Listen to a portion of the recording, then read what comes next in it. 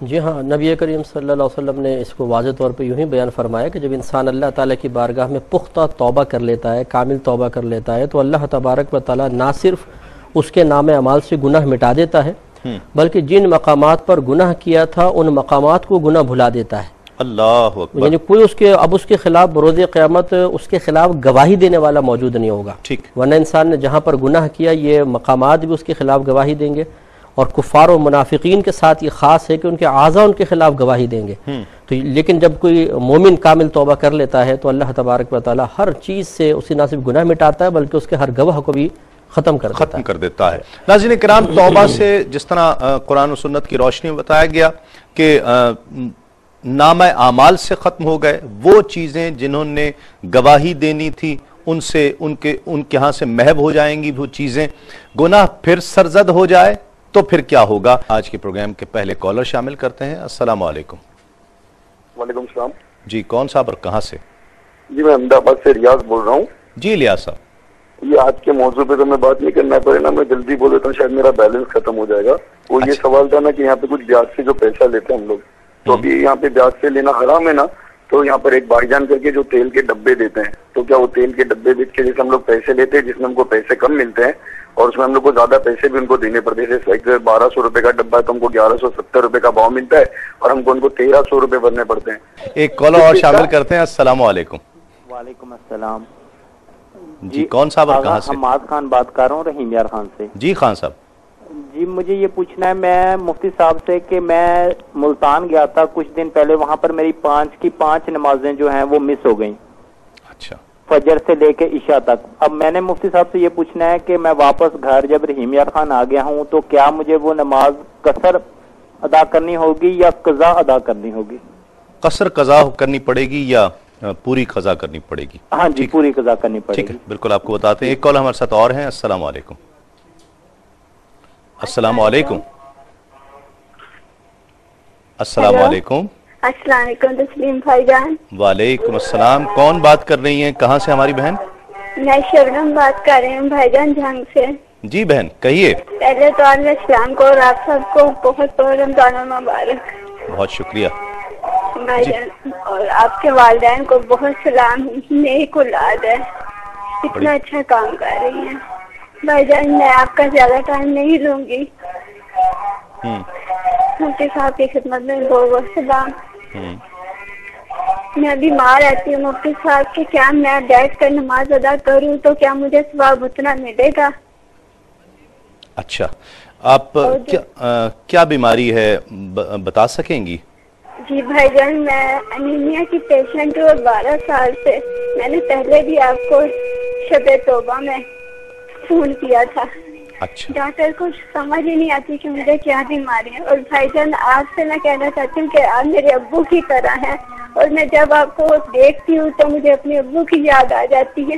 سب گھر والے بہت پسند کرتے ہیں بھائی جان، اتنے نیک ہیں آپ، اللہ میاں کو زندگی دے۔ اللہ رب العزت آپ کی، میری بہن، اللہ آپ کی اس خوش گمانی کو قبول فرمائے اور مجھے ایسا بنا دے جیسا آپ سوچتی ہیں، اور ہم بھی دعا کرتے ہیں، اور علماء کرام بھی دعا کریں گے۔ میں ناظرین سے بھی گزارش کرتا ہوں کہ اس ہماری بہن سے، جو میری بھی آپ کی ہم سب کی بہن ہے اور اس کی آواز سے بھی نقاہت محسوس ہو رہی ہے، اللہ رب العزت اس کو صحت عطا فرمائے کہ اس بیماری کے عالم میں بھی اسے نماز کی فکر ہے۔ اس جذبے کو بھی ہم سلام پیش کرتے ہیں۔ ایک کالر ہمارے ساتھ اور ہیں۔ السلام علیکم۔ وعلیکم السلام ورحمۃ اللہ۔ جی کون صاحب اور کہاں سے؟ وسیم بھائی میں وسیم ساجد بات کر رہا ہوں سعودی عرب کے شہر الحفوف سے۔ جی وسیم صاحب، جی کیا حال ہے؟ آپ ٹھیک ہیں؟ سب اللہ کا شکر ہے، آپ کی دعائیں ہیں۔ ماشاءاللہ آپ کا پروگرام بہت اچھا جا رہا ہے، اللہ تعالیٰ مزید آپ کو ترقی عطا فرمائے اور دوسروں سے بہت مختلف اور ماشاءاللہ بڑا ہی ریئلٹی میں آپ شو کرتے ہیں، اللہ تعالیٰ مزید آپ کو ترقی عطا فرمائے۔ آمین آمین، بہت شکریہ۔ جی تسلیم بھائی میں بیسیکلی ادھر نا اے سی فٹنگ کا کام کرتا ہوں، مطلب اے سی مکینک ہوں۔ تو جب ہم لوگ ان کے گھروں میں مطلب ادھر مقامی گھروں میں جب ہم لوگ سیڑھی پہ چڑھ کے کام کرتے ہیں یا ایسے اوپر اونچی جگہ پہ، تو میں دیکھتا ہوں کہ کافی سارے لوگ قرآن پاک زمین تک بھی میں دیکھا ہوں، اور چارپائی پہ یا نیچے ویسے ہی ٹیبل وغیرہ پہ پڑے ہوتے ہیں۔ تو بہت دفعہ تو اٹھا لیتے ہیں، لیکن بہت سے کم مجھے ایسے بھی لگتا ہے کہ شاید ہم لوگوں کی نظر نہیں بڑھتی ادھر، تو وہ رہ جاتے ہیں. تو اس کے لیے میرے لیے کیا حکم ہے؟ کیا وہ بہت گناہ میں جا رہا ہوں، یا مطلب اس کے لیے کیا مجھے کرنا چاہیے؟ ٹھیک ہے، بالکل آپ کو بتاتے ہیں. احمد آباد سے ہمارے ساتھ ایک اور کالر ہیں. السلام علیکم. وعلیکم السلام. جی کون صاحب؟ ریاض بول رہا ہوں احمد آباد سے. جی ریاض صاحب. اچھا ابھی میں نے فون کیا تھا تیل کے ڈبے کے لیے، تو ذرا وہ سوال کا جواب میرے کو بتا دینا. آپ سمجھ آپ کی آواز بہت کم آ رہی ہے. اچھا میں نے تو بولا نا وہ سوال تیل کے ڈبے کے لیے بھی میں نے پوچھا تھا نا جو آپ سے سوال. جی جی ضرور ضرور جواب دیں گے. بہت بہت شکریہ کال کرنے کا. موقع ایسا تھا، رمضان مبارک آیا مثال کے طور پر، 27ویں شب آئی، جب آخری عشرہ چل رہا ہے، اس کی طاق راتیں، اس وقت کی کیفیت سے اس وقت کا ایک اپنا تقدس ہے. اس 27ویں شب میں 25ویں شب میں اس پر ایک ایسی کیفیت ہوئی کہ اس نے توبہ کی، لیکن جب وہ گھر پہنچا اسی لمحے وہ سب کیفیت جاتی رہی جو اس ماحول کی کیفیت تھی. وہاں سینکڑوں ہزاروں لوگ موجود تھے، شاید ان لوگوں کی موجودگی سے ایک کیفیت طاری ہوئی. گھر آتے ہی وہ کیفیت نہ رہی، توبہ قبول ہو جائے گی؟ دیکھیں تسلیم بھائی، یہ تو توبہ کا ایک لمحہ ہی ہوتا ہے، ایک کیفیت ہی ہوتی ہے. ٹھیک ہے. اس کیفیت کا کوئی بھی سبب ہو سکتا ہے، کوئی اچھی مجلس ہے، اچھے لوگوں کی صحبت ہے، کوئی اللہ کے نیک بندے ہیں، تو یقیناً اگر اس وقت میں اس کو وہ کامل اور مکمل توبہ نصیب ہو گئی، ٹھیک، اور اس درجے پہ وہ چلا گیا اور وہ نیتیں اور وہ سب کچھ وہاں کر چکا تھا، تو یقیناً اس کی توبہ قبول و منظور ہوگی. ٹھیک. میں نہیں کہہ سکتا، آپ نہیں کہہ سکتے، شاید وہ خود بھی نہیں کہہ سکے. وہ ایک ماحول کے اثرات تھے اور اس اثرات کی وجہ سے اس پر وہ کیفیت طاری ہوئی، تو یہ بھی توبہ ہوگی. دیکھیں دائمی کیفیت تو کسی پر ایک قسم کی رہتی ہی نہیں ہے. ٹھیک ہے نا، کیفیات تو بدلتی ہیں. شریعت نے جیسے حضرت نے جواب دیا وہ بالکل کامل و اکمل جواب ہے کہ اس وقتی کیفیت کا جو ثمرہ اور نتیجہ ظاہر ہوا کہ وہ اس طرف مائل ہوا کہ مجھے اللہ کی طرف رجوع کرنا چاہیے اور سابقہ گناہوں پر چاہے وقتی ندامت صحیح، لیکن جس وقت یہ کیفیت اس پر طاری تھی اس وقت اس کے ذہن میں کہیں دور دور تک یہ گمان نہیں تھا کہ میں باہر نکل کے یہ کیفیت بدل لوں گا یا بدل جائے گی اور میں دوبارہ گناہ کروں گا، بلکہ اس کیفیت اور ان اثرات نے اس کو مکمل طور پہ اپنے شکنجے میں لے لیا تھا، اپنے حصار میں لے لیا تھا. یہ جو ایک کیفیت ہے اس میں دور دور تک اب دوبارہ گناہ کرنے کا کوئی ارادہ ساتھ شامل حال نہیں ہے، نہ اس میں کوئی کچا پن ہے، بالکل پختگی ہے. ٹھیک ہے. تو جس حضرت نے فرمایا کہ وہی ایک لمحہ بس ایک کیفیت ہی وارد ہوئی دل پر، اس نے ارادہ کیا آئندہ میں گناہ نہیں کروں گا، بس یہ کیفیت اللہ کی بارگاہ میں مقبول ہوتی ہے. گھر آتے ہوئے وہ کیفیت تبدیل ہو چکی ہو، چاہے تبدیل ہو جائے. ٹھیک ہے. ایک صحابی تھے، انہوں نے نبی کریم صلی اللہ علیہ وسلم کی خدمت میں عرض کیا، بلکہ انہوں نے کہا کہ ہم تو یا رسول اللہ منافق ہو جاتے ہیں. سرکار نے فرمایا منافق کیسے؟ تو عرض کی جب ہم آپ کے سامنے بیٹھتے ہیں تو فکر آخرت بھی ہوتی ہے، عجیب کیفیت طاری ہوتی ہے، گھر میں جاتے ہیں تو بیوی بچے جائیداد میں مشغول ہو جاتے ہیں. تو نبی کریم صلی اللہ علیہ وسلم نے یہی ارشاد فرمایا کہ کیفیات تو بدلتی ہیں، اگر یہ کیفیت تم پر ہمیشہ طاری رہتی تو راستے میں فرشتے تم سے مصافحہ کرتے. ہائے ہائے ہائے. تو یہ دائمی کیفیات تو صحابہ کرام کی بھی نہیں رہی ہیں. تو یہ کہ اللہ تعالیٰ نے جو قلب کو قلب کہتے ہی اس لیے ہیں کہ یہ بدلتا رہتا ہے، مختلف کیفیات کو قبول کرتا رہتا ہے. ٹھیک، تو اس کی اجازت ہے. جی بالکل. ناظرین کرام، شاہ صاحب ہمارے ساتھ تشریف فرما ہے اور ہمیں اجازت دیجئے کہ آج آپ ہماری خواہش پہ پڑھیں. اور میرا بھی ایک بہت پسندیدہ کلام ہے، ناظرین بھی سننا چاہتے ہیں، آپ کے والد گرامی رحمۃ اللہ علیہ کا کب بگڑی بناؤ گے کب در پہ بلاؤ گے. انشاءاللہ چند شعر اس کے آپ کو سناتا ہوں. کب بگڑی بناؤ گے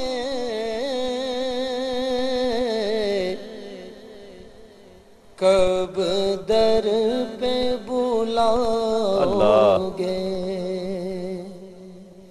کب بگڑی بناؤ گے کب در پہ بلاؤ گے امید ہے آسی کو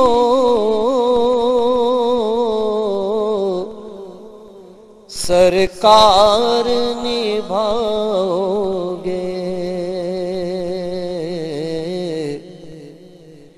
امید ہے آسی کو سرکار نبھاؤ آؤ گے، کب آئے گا وہ لمحہ، کب آئے گی وہ ساتھ، کب آئے گا، کب آئے گا وہ لمحہ، کب آئے گی وہ ساتھ، ایک بار کبھی آقا جب خواب میں آؤ گے، ایک بار کبھی آقا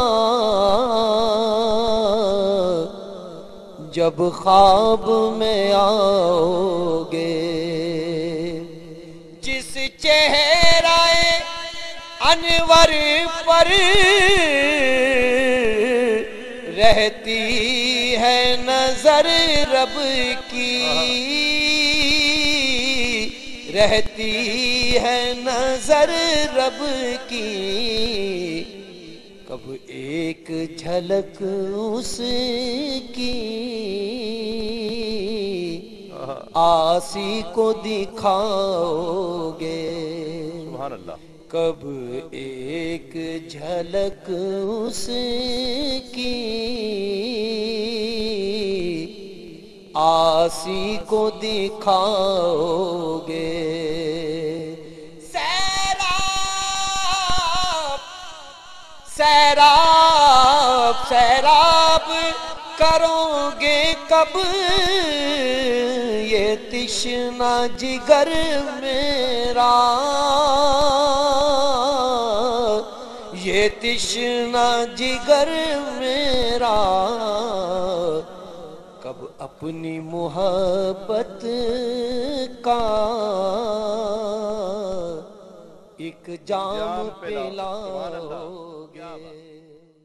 توبہ کر کے پھر گناہ سرزد ہوا، اس توبہ کی حقیقت رہے گی، وہ گناہ جو مٹا دیے گئے تھے کیا وہ دوبارہ نامہ اعمال میں داخل ہو جائیں گے؟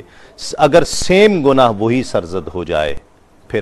جی ہاں، دیکھیں اس میں خلاصہ کلام یہ بخاری کی حدیث ہے جس کا میں خلاصہ کرتا ہوں، حدیث کیونکہ طویل ہے، کہ ایک بندہ کئی مرتبہ توبہ کرتا ہے، ٹھیک، پھر توبہ کرنے کے بعد درمیان میں پھر اس سے گناہ ہو جاتا ہے، پھر توبہ کرتا ہے، حتیٰ کہ جب 3-4 بار ایسی ہوتا ہے کہ وہ گناہ ہوتا ہے، توبہ کرتا ہے، اللہ تعالیٰ فرشتوں سے فرماتا ہے گواہ رہو میں نے گناہ معاف کیے، ٹھیک، پھر گناہ کرتا ہے، پھر توبہ کرتا ہے، پھر اللہ تعالیٰ گناہ معاف فرماتا ہے۔ اس حدیث کے آخری الفاظ یہ ہیں کہ اللہ تبارک و تعالیٰ ارشاد فرماتا ہے، یعنی جب وہ آخری پھر ایک دفعہ گناہ کر کے توبہ کرتا ہے، اللہ تعالیٰ فرماتا ہے کہ فرشتوں گواہ ہو جاؤ کہ میں نے اس کے تمام گناہوں کو بخش دیا، اب یہ جو چاہے کرے۔ اس کی شرح یہ بیان کی ہے کہ اگر کوئی بندہ خالصتاً واقعی نادم ہو کر اللہ تعالیٰ کی بارگاہ میں رجوع کرتا ہے، پچھلے سارے گناہ مٹ جاتے ہیں۔ اب اگر وہ دوبارہ کرتا ہے تو صرف وہی ایک گناہ نام اعمال میں لکھا جائے گا جو اس نے نیا کیا ہے، پچھلے دوبارہ لوٹ کر نہیں آئیں گے، ٹھیک ہے۔ اور پھر بسا اوقات اس توبہ پر اصرار سے اللہ تعالیٰ اتنا خوش ہوتا ہے کہ اس کو نفس اور شیطان کے چنگل سے اور گرفت سے محفوظ فرما دیتا ہے۔ اللہ، اس کا مطلب یہ ہے کہ اب یہ جو چاہے کرے، اس کا مطلب یہ ہے کہ اب اللہ تبارک و تعالیٰ اس کی توبہ سے اتنا خوش ہوا اور اس پہ ایسا خصوصی کرم ہوگا کہ اب نفس و شیطان دوبارہ اس سے گناہ نہیں کروا سکیں گے۔ تو اس لیے جو آدمی توبہ کرتا ہے پچھلے سارے گناہ بخشے جاتے ہیں، اب اگر خدا نہ خواستہ دوبارہ کرے گا تو نیا ہی لکھا جائے گا، پچھلے والے لوٹ کر نہیں آئے۔ علامہ صاحب، دنیا کا قانون مختلف ہے نا، کہ اگر کسی باس کو یہ پتہ لگ جائے کہ یہ میرا جو ماتحت ہے یا یہ جو امپلائی ہے یہ بار بار یہ غلطی کرے گا، وہ اس کو کبھی جاب پر نہیں رکھے گا، بلا تشبیہ بلا مثال۔ اللہ رب العزت کے علم میں یہ ضرور ہے، یقیناً ہے، یہ ہمارا ایمان ہے کہ یہ پھر گناہ کرے گا، پھر معافی ہو جاتی ہے۔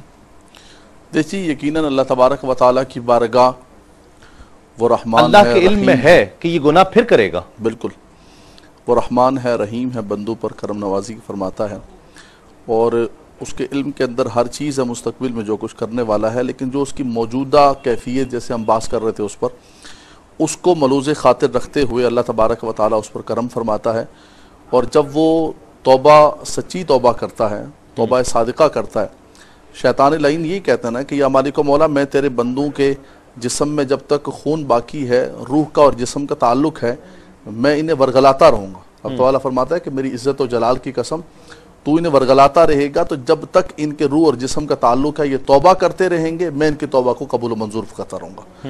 تو شیطان لعین، شیطانی قوتیں یہی کرتی ہیں، شیطان یہی کہتا ہے میں صراط مستقیم پر بیٹھ جاؤں گا، میں دائیں سے آؤں گا، بائیں سے آؤں گا، تیرے بندوں کو اغوا کروں گا،